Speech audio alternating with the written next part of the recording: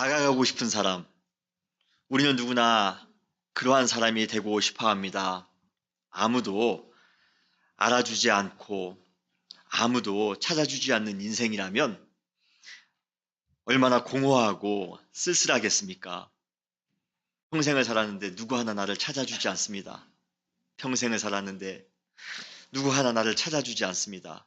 여러분, 이것은 비극입니다. 그러나 내가 누군가의 존경과 모델의 대상이 되어 그들에게 큰 영향력을 준다면 그것처럼 아름다운 인생도 없을 것입니다. 교회를 사역하면서 우리 성도님들이 삶 가운데 어떠한 사람이 되어야 할 것인가, 어떠한 사람이 되어 살아갈 때 가장 의미 있고 행복한 인생을 사는 것일까 생각해 보았습니다. 그러면서 생각난 사람이 바로 다가가고 싶은 사람입니다. 아이오와에 수많은 사람들이 있습니다. 한인도 있고 또 우리 미국인도 있습니다. 그들에게 우리의 신앙과 우리의 삶의 모습에 도전을 받고 우리에게 배우고 우리에게 담기 위해 다가오는 것처럼, 그들이 우리에게 다가오는 것처럼 가슴 벅찬 일은 없을 것입니다. 비록 우리에게 세상적인 매력은 없을지 모릅니다. 인기 없을지 모르고요. 돈도 없고 권력이 없을지 모릅니다. 세상이 흠모할 만한 것이 우리에겐 없을지 모릅니다만 우리 안에 풍기는 거룩한 신앙의 인격, 그리고 올바른 도덕적 생활, 본이 되는 인격적 태도로 인해 수많은 사람들이 다가설 수밖에 없도록 만드는 그러한 아름다운 삶, 거룩한 삶을 살아가시는 여러분 되시기를 주님의 이름으로 축원합니다. 우리는 지난주까지 다가가고 싶은 사람이 되기 위한 5가지 법칙에 대해서 성경에 나오는 인물들을 통해 배웠습니다.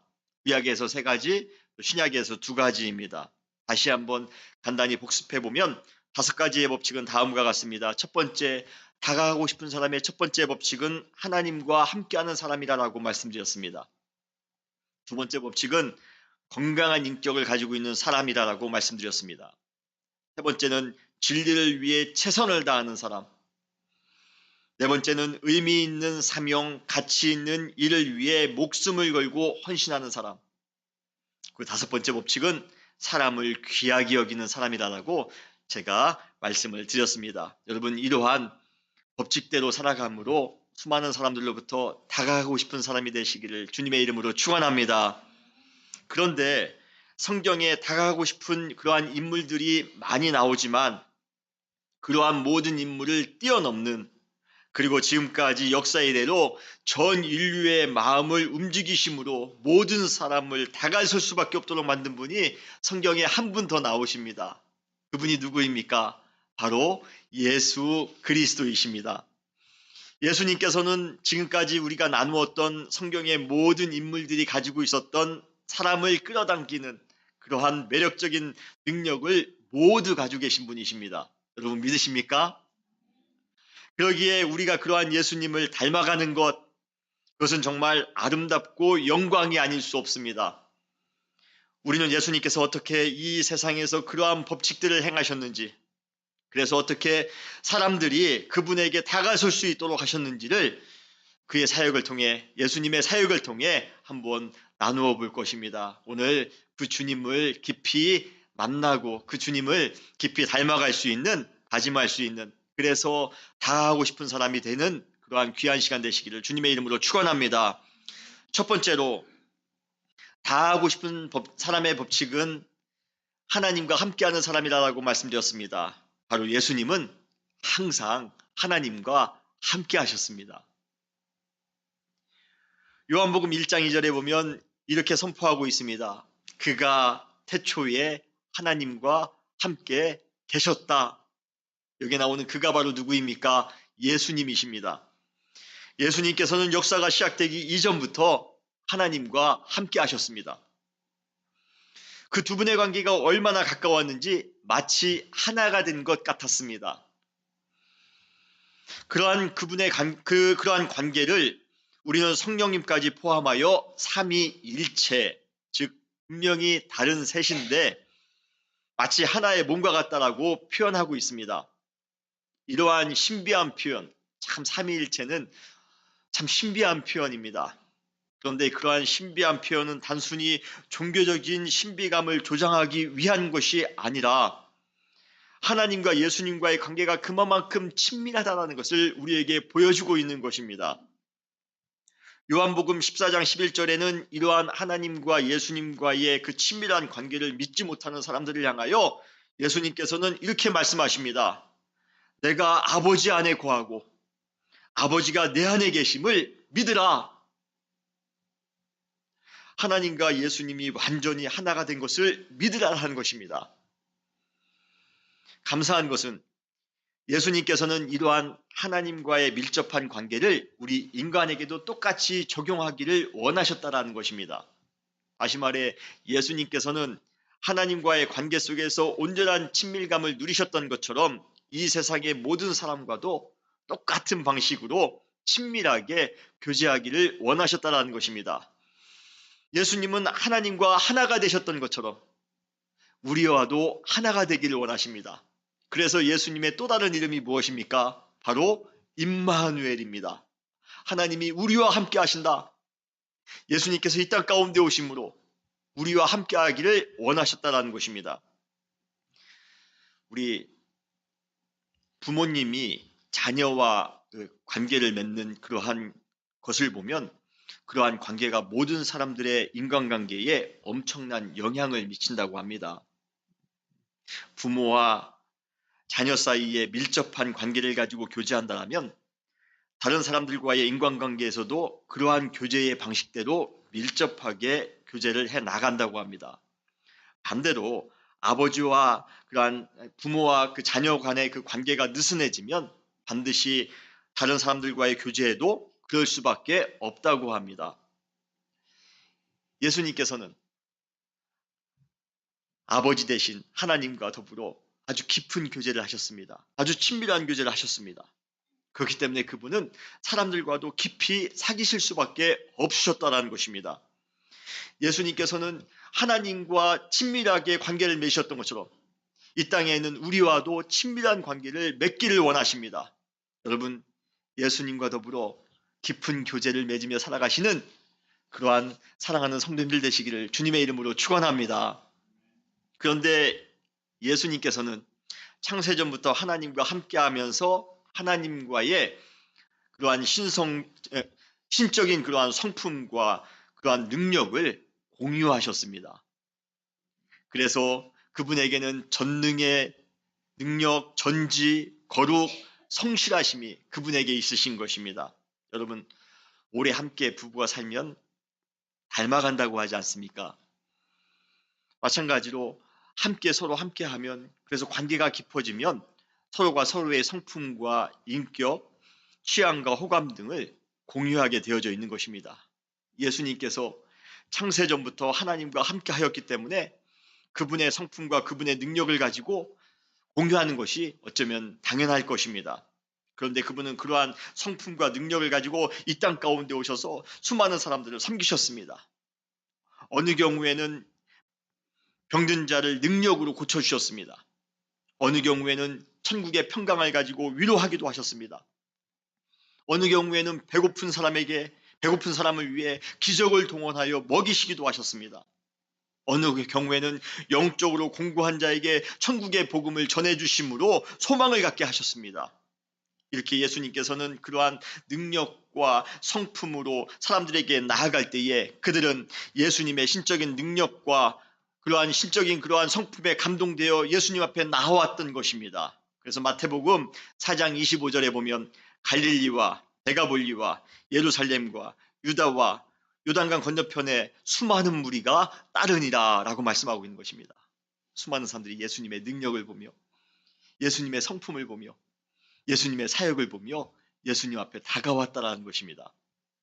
사랑하는 성도 여러분, 하나님께서는 하나님과 함께하는 자에게 하나님의 성품과 하나님의 능력을 주심을 여러분 믿으시길 바랍니다. 주님께서는 우리에게 분이 넘치는 은사와 달란트, 능력을 주셨습니다. 그 이유가 뭔지 아십니까? 나만의 유익을 위해서요? 아닙니다. 이웃을 섬기며 성도를 섬기기 위하여 주님께서 우리에게 그러한 능력을 주셨음을 여러분 믿으시길 바랍니다.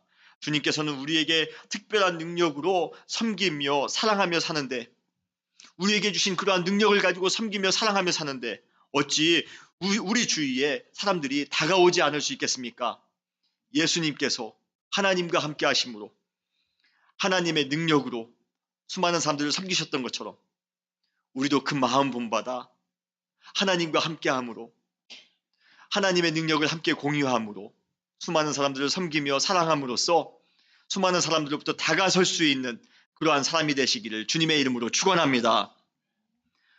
둘째로, 다하고 싶은 사람의 법칙은 건강한 인격을 가진 사람이라고 말씀드렸는데, 바로 예수님은 건강한 인격을 가지고 계셨습니다. 건강한 인격은 한결같은 마음이다라고 제가 말씀을 드렸습니다. 우리가 잘 아는 것처럼 예수님께서 돌아가시기 전날 밤 제자들의 발을 씻겨주셨습니다. 얼마나 감동적인 장면이 아닐 수 없습니다. 만일 누가 내게 와 제 발을 정성껏 씻어준다면 저 역시 그 사람에게 마음을 다 줄 것입니다. 그런데 예수님께서 지금 발을 씻겨주고 있는 그 제자들은 누구입니까? 그 제자들은 바로 그 다음 날 예수님을 배반하는 사람도 있을 것입니다. 그 제자들 중에는 예수님을 3번 부인하는 사람도 있습니다. 그리고 예수님을 버리고 도망가는 사람도 있을 것입니다. 예수님이 그 사실을 아셨을까요? 모르셨을까요? 예수님은 아셨을 겁니다. 그 다음 날 이 친구가 나를 버리고, 이 친구가 나를 3번씩 부인하고 다 나를 버리고 도망가고 떠날 것이라는 것, 예수님은 다 아셨을 것입니다. 여러분, 우리가 모르면 할 수 있지만요, 알고는 못하는 게 우리 인간입니다. 누가 나를 배반할지 아는데요, 누가 나를 떠날지 아는데요, 내가 그에게 찾아가 종의 마음으로 그대의 발을 씻겨주는 것이 쉽겠습니까? 그러나 예수님께서는 묵묵히 대야에 물을 담아 허리에 수건을 두르시고 제자들의 발을 씻겨주셨습니다. 내일 배반할 제자들의 발, 내일 나를 부인할 제자들의 발을 씻겨주십니다. 요한은 그때의 그 감동적인 순간을 이렇게 설명하고 있습니다. 오늘 본문입니다. 요한복음 13장 1절, 6월절 전에 예수께서 자기가 세상을 떠나 아버지께로 돌아갈 때가 이른 줄 아시고 세상에 있는 자들을 사랑하시되 끝까지 사랑하시니라. 인간관계에 있어서 이 세상의 어느 누구도 끝까지 사랑하는 사람을 이길 수 있는 사람은 아무도 없습니다. 우리의 조롱과 적대감마저도, 우리의 미움과 배반마저도 끝까지 사랑으로 반응하시는 예수님의 사랑을 이 세상에 누가 이길 수 있겠습니까? 우리의 잘못과 허물을 쉽게 정지하는 것이 아니라 7번을 70번까지라도 용서하시는 예수님에게 이 세상의 어느 누구인들 감동하지 않을 수 있겠습니까? 그래서 예수님께 수많은 사람들이 다가설 수 있는 것입니다. 예수님께서 부활하신 후 자신을 3번씩이나 부인했던 제자 베드로를 만나기 위하여 찾아오십니다. 베드로가 먼저 찾아간 것이 아니라 예수님이 먼저 찾아오십니다. 아마 웬만한 인격을 가지고 있는 사람 같으면 아마 멱살을 잡았을 것입니다. 어떻게 그때 나에게 그럴 수가 있느냐, 그때 내가 얼마나 너한테 서운했는 줄 아느냐 하면서 멱살을 잡고 어쩌면 한 대 쥐어받기도 했을 겁니다. 그게 우리 보통의 인격입니다. 그런데 예수님은 베드로를 만나 뭐라고 말씀하십니까? 유한 애들 시몬아, 내가 나를 사랑하느냐? 거듭해서 물으십니다. 유한 애들 시몬아, 내가 나를 사랑하지? 예수님께서는 계속해서 베드로에게 질문하심으로써 어떻게든 관계를 회복하기 위하여 노력하셨던 것입니다. 이러한 예수님의 인격에 베드로의 마음이 예수님에게로 끌렸을 것입니다. 부족한 나에게, 잘못을 범한 나에게 똑같이 하지 아니하시고 끝까지 사랑하심으로 나에게 찾아오신 예수님, 내가 저 주님을 위하여 평생 살아가야지. 내가 저 주님께 매일같이 다가가야지.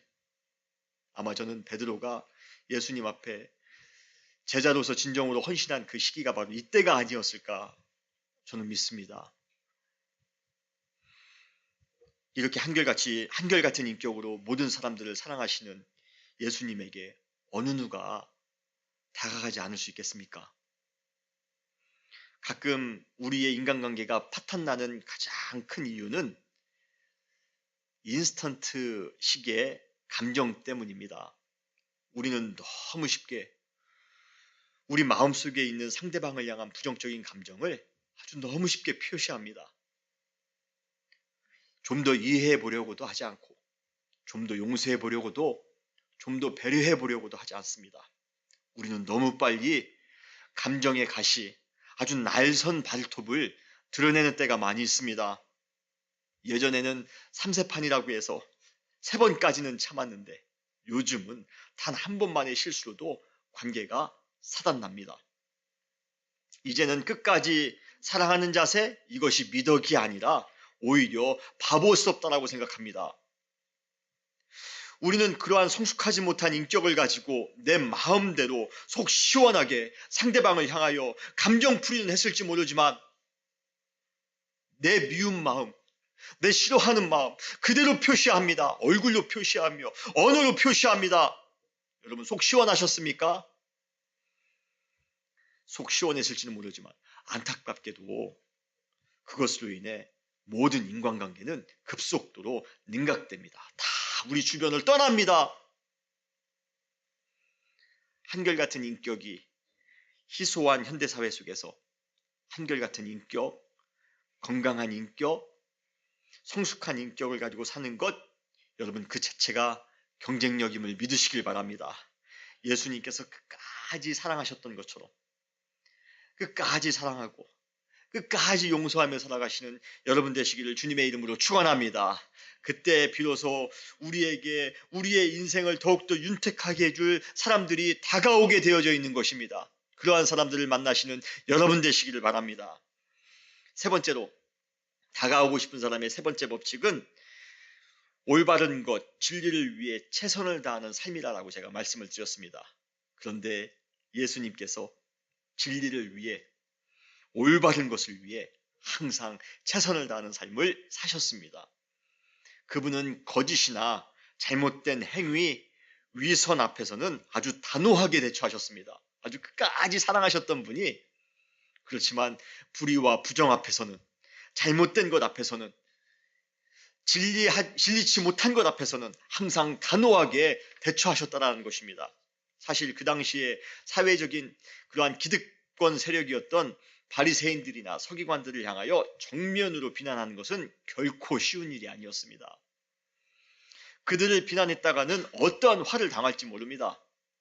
그래서 많은 사람들이 그들의 잘못을 뻔히 잘 알고 있음에도 불구하고 그냥 벙어리 노릇할 뿐입니다. 그냥 말하지 말지. 그냥 내가 무시하고 말지. 그러나 예수님은 공의를 왜곡하고 불의를 일삼는 그들을 향하여 아주 담대하게 이렇게 정죄하셨습니다. 화 있을진저 외식하는 바리새인들과 서기관들아. 그 당시 하고 싶은 말이 많은데도 불구하고 권력의 힘에 눌려 침묵하며 살아와야 했던 그러한 수많은 대중들에게 진리 앞에서도 항상 당당했던 예수님의 모습은 아주 매우 신선했을 것입니다. 화 있을진저 외식하는 자들아, 바리새인들아, 서기관들아. 예수님께서 이렇게 사이다 발언을 하실 때 얼마나 사람들이 속 시원했을까요? 원래 성전은 모든 사람들이 기도해야 되는 그러한 장소입니다. 그런데 부패했던 종교 지도자들은 성전에서 장사하도록 허용함으로써 거기에서 나오는 아주 막대한 이익을 취하곤 했습니다. 종교의 본질적인 역할은 망각한 채 돈 벌기에만 급급한 종교 지도자들 향해 예수님께서는 아주 과감하게 채찍을 휘두르셨습니다. 마가복음 11장 15절로 17절에 보면 예수께서 성전에 들어가사 성전 안에서 매매하는 자들을 내쫓으시며 돈 바꾸는 자들의 상과 비둘기 파는 자들의 의자를 둘러엎으시며 가르쳐 이르시되 기록된 바 내 집은 만민이 기도하는 집이라 칭함을 받으리라 하지 아니하였느냐. 너희는 강도의 소굴로 만들었도다. 옳은 말, 진리의 말, 그러한 말은 목에 칼이 들어온다 할지라도 당당히 하고야만은 예수님 앞에 거짓과 불의로 인해 수없이 피해를 본 사람들이 환호할 수밖에 없었습니다. 가끔 우리도 거짓된 진리나 불의 앞에 참 비겁할 때가 많이 있습니다. 잘못된 줄 뻔히 아는데도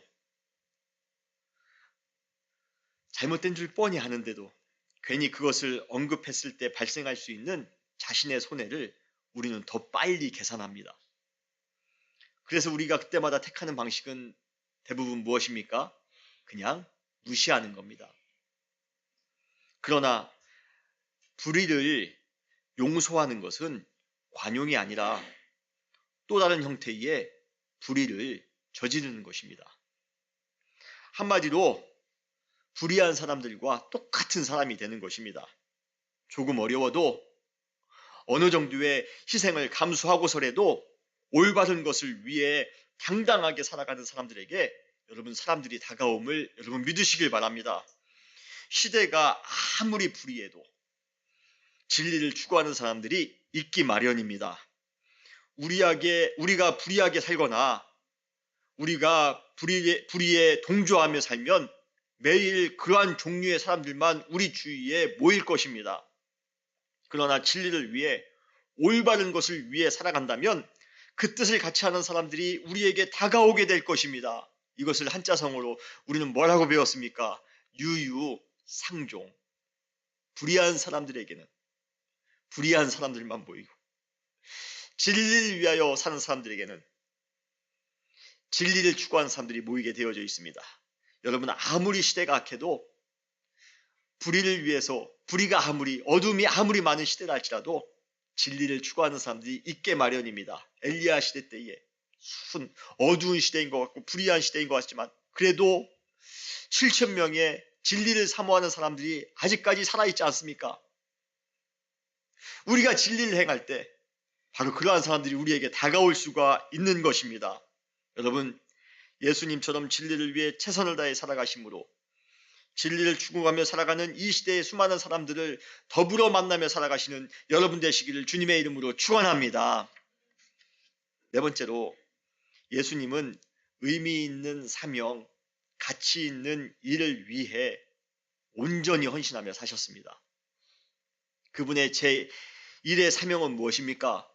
죄 가운데 고통받는 모든 사람을 구원하는 것이었습니다. 그러나 여러분 우리가 잘 아는 것처럼 사명이 크고 위대할수록 그 사명을 이루기 위해 치러야 될 대가 또한 크기 마련입니다. 조그마한 지역사회의 어려운 이웃 돕는 것도 많은 수고와 많은 희생이 필요한데 인류를 구원해야 할 사명이 쉽게 이루어지지는 않습니다. 그래서 예수님께서는 그러한 의미 있는 사명, 인류를 구원하고자 하는 그러한 의미 있는 사명을 이루기 위해 큰 헌신과 희생을 섬김을 넉넉히 감수하며 사셨던 것입니다. 마가복음 10장 45절에 보면 인자가 온 것은 섬김을 받으려 함이 아니라 도리어 섬기려 하고 자기 목숨을 많은 사람의 대속물로 주려 함이라 라고 말씀하고 있습니다. 예수님이 이 땅 가운데 오신 목적은 분명합니다. 수많은 사람들을 섬기기 위하여 수많은 사람들을 구원하기 위하여 이 땅 가운데 오셨습니다. 여우도 굴이 있고 공중의 새도 집이 있지만 인자는 머리 둘 곳이 없다라고 말씀하셨습니다. 그 정도의 척박한 환경을 살아가면서도 그럼에도 불구하고 예수님은 사명만큼은 항상 집중하며 사셨다는 것입니다. 수많은 바리새인들, 서기관들, 대제사장들, 그 당시 잘 나가는 사람들이 얼마나 험한 말로 위협도 하며 비난도 했습니까? 그럼에도 불구하고 우리 예수님은 절대로 흔들리지 않고 사명에만 초점을 맞춰 살아가셨습니다. 그리고 마지막에는 본인의 사명을 이루기 위하여 십자가의 죽음도 거뜬히 감수하셨던 것입니다. 예수님의 삶은 자기 자신을 위한 삶이 아니라 다른 사람들을 위한 삶이셨습니다. 로마서 5장 6절에 보면 우리가 아직 죄인 되었을 때에 기약대로 그리스도께서 경건하지 않은 자를 위하여 죽으셨도다. 우리를 구원하시기 위하여. 우리를 구원하시기 위하여 주님께서 십자가까지 죽으시는 그러한 헌신을 감수하셨다라는 것입니다. 다른 사람, 아니 인류 전체를 위한 사명 그 한 가지만 붙들고 죽음까지 불사하며 헌신했던 예수님의 희생 앞에 모든 사람들의 마음이 뜨겁게 끌리는 것은 어쩌면 너무 당연한 것입니다. 그래서 우리는 찬송가 150장 2절에서 우리는 이렇게 찬양합니다. 멸시천대받은 주의 십자가에 나의 마음이 끌리도다. 귀한 어린 양이 세상 죄를 지고 험한 십자가 지셨도다. 십자가를 바라보는데 우리의 마음이 참 떨립니다. 그리고 우리의 마음이 항상 끌립니다. 십자가는 주님께서 우리를 구원하시기 위하여 그 사명을 감당하기 위하여 그 의미 있는 사명을 감당하기 위하여 헌신하신 그 헌신의 표입니다.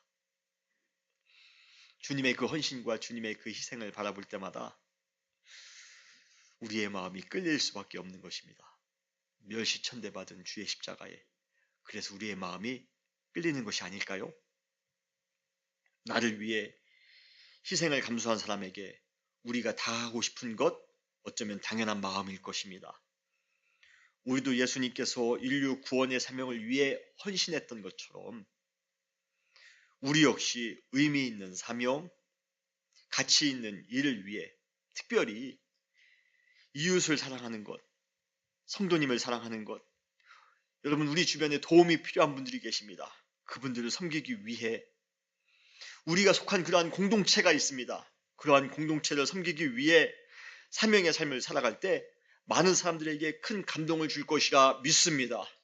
그러한 사명을 통하여 수많은 사람들이 여러분들에게 다가올 것입니다. 그러한 삶을 살아가시는 여러분 되시기를 주님의 이름으로 축원합니다. 마지막 법칙으로 사람들이 다가오는 마지막 법칙은 사람을 귀하게 여기는 것이다라고 말씀드렸습니다. 그런데 예수님께서는 정말 사람을 귀하게 여기셨습니다. 이것은 그분에게 다가오는 그 어느 누구도 차별하지 않고 따뜻하게 맞이해준 사실을 통해서 우리는 알 수가 있습니다. 어린아이들이 예수님께 다가올 때도 아이들이 내게 오는 것을 금하지 말라. 천국은 어린아이와 같은 자들이 들어올 수 있다라고 말씀하시면서 어린아이들을 따뜻하게 맞이해 주셨습니다. 병든 자들이나 소경이 예수님께 부르짖습니다. 나를 고쳐주소서, 나를 불쌍히 여기소서. 찾아올 때도 그들의 고통을 불쌍히 여기시고 어느 누가 찾아오든 예수님께서는 치유해 주셨습니다.